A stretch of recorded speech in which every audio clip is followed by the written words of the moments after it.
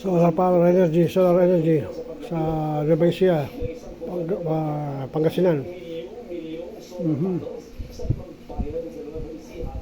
Bulacan, Rebesia, Bulacan. Mgin, by Mgin. Dating Solar Philippines ni Dibiste. Binenta sa Meralco, sa Mgin. Dami oh. 5,000 megawatt.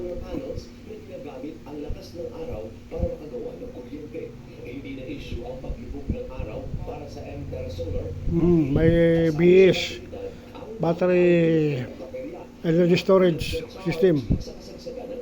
BESS.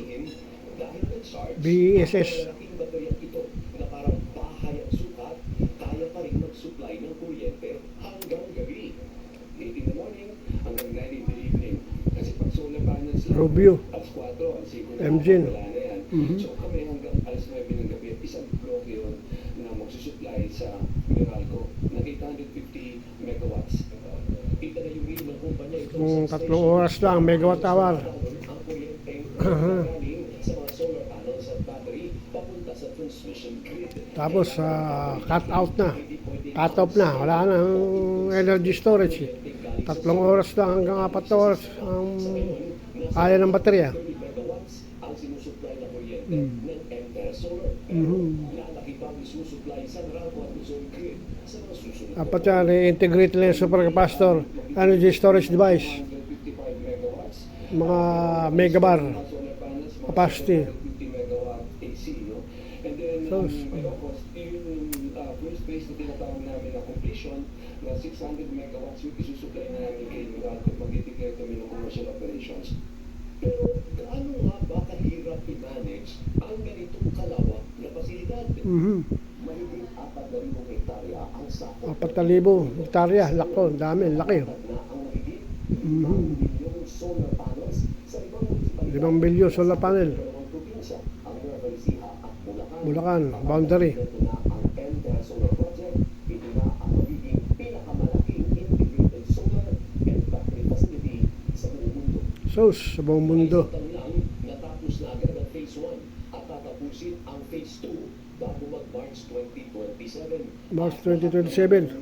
Sa napakalaking proyekto, buong Pinoy, libong trabaho ang atid ng integrated solar at battery project. Maintenance niya, operation ng trabaho, job. Install Tagalinis. Ayan. panels kapag kumakain ang alikabok. Balde. Balde ng tubig. More than 600 na mga tao to be able to copy that, trained by Tesla. So may kakayahan na nakuha mo nila, pwede nilang gamitin sa ibang projects. Pero hindi Laki, ah. sayang ang libo-libong hektaryang lupain.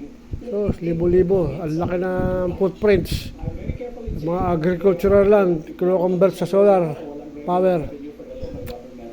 With this project, once completed, Kapag ang fusion energy for power generation ay pumatok from 2028, gawa ng Helion Energy Company at ang CFS Commonwealth Fusion System ay maiwasan na yung solar power system. Hindi na yung mga agricultural land tatamnan na ng mga punong kahoy at ng halaman for food production. Para matupad ang target na pagpapalaki pa ang share ng 2040. malinis na source ng enerhiya sa kabuuang supply ng kuryente sa Pilipinas sa mga susunod na taon.